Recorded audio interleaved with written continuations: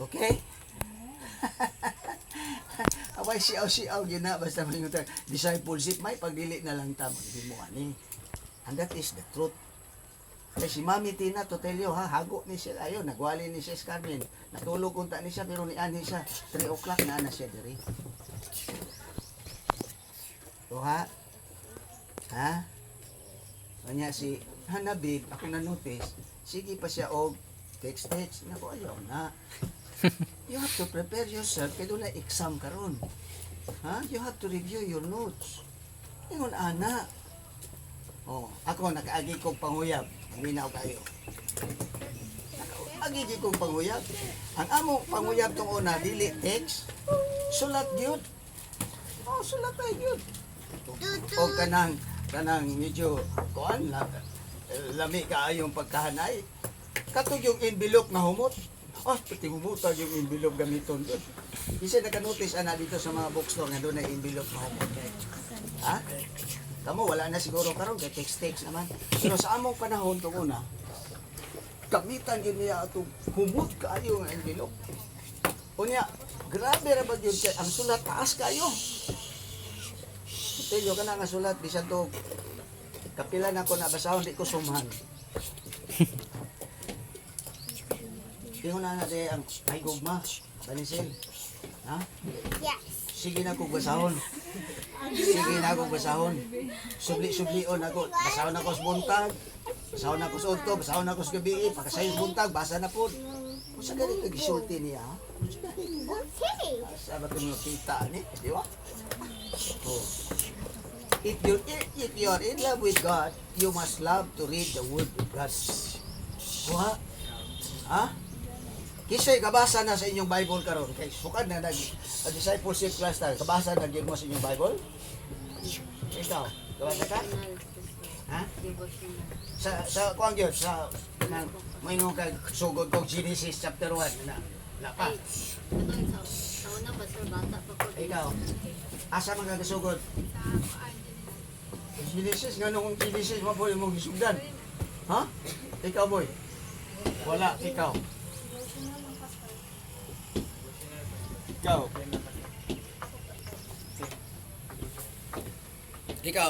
Hindi na-follow na ako ang Devotional. Pero ang devotional doon ay caption dito nga scripture passage. Ibasa po na ninyo. Pero to tell you, aside from the devotional book, you must read the whole Bible. Di ba? You must familiarize yourself kay kanang moingon ka ng full of man na the book of Genesis. Motong doon na yung sa question ni Mami Tina nga ang tubag naa sa Genesis chapter 3 verse 15. Oh, di ba? Oh. Pag-abot na dayon diha sa Genesis chapter Exodus chapter 20. Aminaw kayo ha? Pag-abot na ninyo dayon sa Exodus chapter 20, doon ay dito ang 10 commandments. Kunya ang usa ka gibutang dito sa 10 commandments. Paminaw kayo ha? Nag-ingon dito, thou shall not commit adultery. Mo tong istorya ni Jesus. Mao na nga kinahanglan mahibalo mo sa Bible aron dili mo makasala. Kaya ingon ra ba ni Jing nga wa na siya ganahi sa iyahang limit. Pero kung nabasahan na nimo, ma-aware ka, doon ay sugo nga dili di ay maayo. So, kasi matabangan na kung mabasa ka. Ayun sa pastor? Wala ka maminaw. Ikaw. Imo ka galingon, boy matabangan. Dili si Pastor Manny ang natabangan. Di ba? Kasi matabangan na naar. Aha, kalayo basad. Oh, imo ka galingon. Imo sa. Ha? Imo ka galingon, ikaw. Imo ka galingon, di ba? Oh. Doon na isa ka din nagpanday ani. Mino kayo. Ang yang sitwasyon ato nagpanday ani nga isa. Giilog niya ang asawa sa usa ka tao. Nanganak din sila. Nanganak din sila. O niya, dibati na ako nga ako ni Ebanghelyo ani. Kaya it is my opportunity nga ako siyang na-hire din nga gikan siya sliti, naabot siya din siya ro naman lang. Hindi ko kasi sa Word of God. To make the long story short, na-lead ko siya dito sa point of salvation. Pwede nilakad niya. Nakahinulsol siya. O niya, namatay Bible des taas, nga atong gagabiton din akong ikuha agisa. Nako, imo na ni. Basahan ang Exodus chapter 20, aron may bawaan mo. Dito dayon siya, natungagan pa. Nadi ay, ang iyang dahimo itong una, sala. Okay? Okay? So, sa subject na sa sanctification, nag-iisgotan ninyo dito. Ang sanctification, giingon dito, setting oneself apart. Meaning, doon ay giingon dito, be ye holy for I am holy. Kuha? Nakuha ninyo to? Ha? Be ye holy for I am holy. Boy, paminaw kayo. Kana nga caption din ha, sanctification na ang iyahang pinakahiding. Ha? Setting apart oneself. Kinahanglan nga ang magtotoo mo palayo na gyud sa sala. Mo nang ABCD of salvation. Ang ABCD of salvation, A, accept Christ, B, believe, C, confess, letter D, depart from sin. Okay? Okay. Pag depart from sin, you are trying to follow the process of sanctification. Kunya, ang process sa sanctification, giingon dito og, be ye holy for I am holy. Kung sa ibuot, ipasabot. Pasabot ni Ana, ang pagkabalaan, iya sa Diyos. Dili na iya sa tao. O di na mahimo sa tao, sa iyang kaugalingon. Kay gihisgutan mag be ye holy, you need the power of the Holy Spirit. Mao to sa previous ana, gikinahanglan nga be filled with the promise of the Father so that kanang word din na sa sanctification masunod na to sa atong kinabuhi. Kuha na to. So ayaw lang wag yun mo tumo nga mag-sanctify mo sa inyong kaugalingon, sa inyong kaugalingong abilidad. Kaya mapas mo lang mo ana. You must depend yourself to be sanctified by the power of the Holy Spirit. Because apart from the power of the Holy Spirit, no man can be holy. Kaya kanalang root word ana, holy, be ye holy, for I am holy. Asa man nagikan? Asa man napadulong? Holy Spirit. Okay? Kinahanglan ta sa power of the Holy Spirit. So naminaw pa mo? Ha? Naminaw mo? Doon na mo nakuha.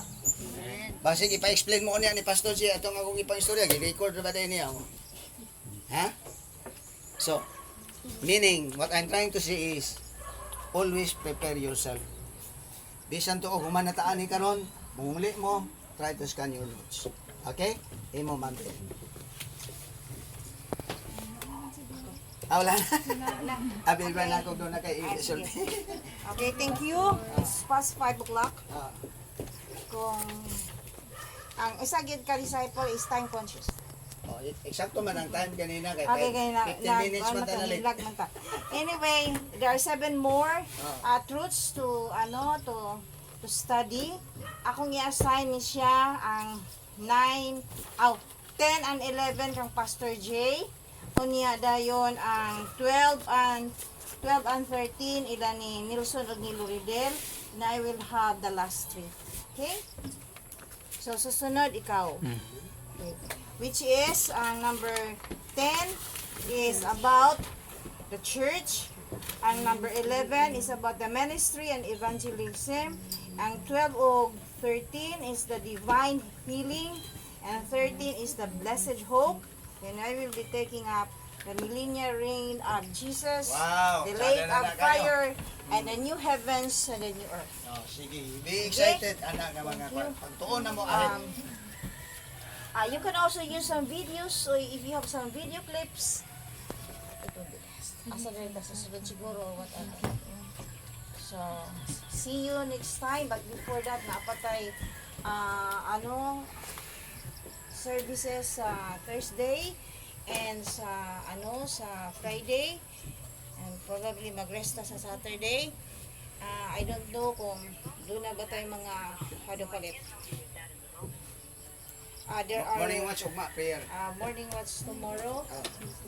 Whether we will be having a sunrise service on Sunday, depende lang na siya sa announcement ni Pastor because we have an open field here. We will watch the sun rising as Jesus also rose from the dead early the morning dawn time. So, others are having their morning watch. Sige, Okay, Jay, conclude na Jay. Sige, manindog ta maigsoon atong awiton ang nag-awit nga naguluhan. How great is our God. Chorus na diretso. How great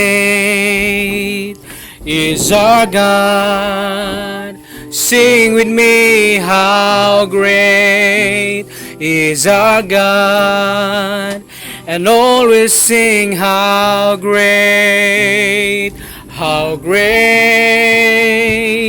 is our God. Then sings my soul, then sings my soul, my Savior God, to thee. How great thou art. How great thou art. Then sings my soul, my Savior God, to thee. How great thou art. How great thou art. Salamat Ginoo. Lord, na-test ang among knowledge karon Ginoo about sa first 9 Ginoo nga doctrine sa Assemblies of God, truths Lord. Salamat kaayo sa imong pag-refresh among mga hunahuna, among mga pag-ampo nga dili ka tumawala Ginoo nga kahibalo sa among kasing-kasing Ginoo mo tiglom gyud Ginoo ang mga kamatuoran Ginoong Dios sa imong pulong nga kaming tanan Ginoong Dios imong giluwas aron Ginoo mahibalo kung unsa ka Ginoo kinsa ka sa among kinabuhi Ginoo kinsa ka nga gialagaran namo aron na mahimo ming epektibo Ginoong Dios ngadto sa ubang mga tawo nga nanginahanglan usab Ginoo kaluwasan sa ilang kinabuhi gamita mi nga makusganon Ginoo sa tanang mga kamatuoran nga among nasayran karon Ginoong Dios Lord magamit to namo Ginoo aron Ginoo makadala usab kami og mga kalag diha sa imong tiilan Ginoo. Thank you Lord for giving us the gift of wisdom, gift of knowledge Ginoong Dios magamit namo ang tanan para sa imong kahimayaan. This we pray in Jesus name. Amen. Amen and amen. Thank you everyone. Oy, naka-stack na mo. Snack na. Very good. Ang gulo. Ikaw Jay, nakakaano na. Kaduha na pastor. Ako wala pa. Oy, punit na pastor.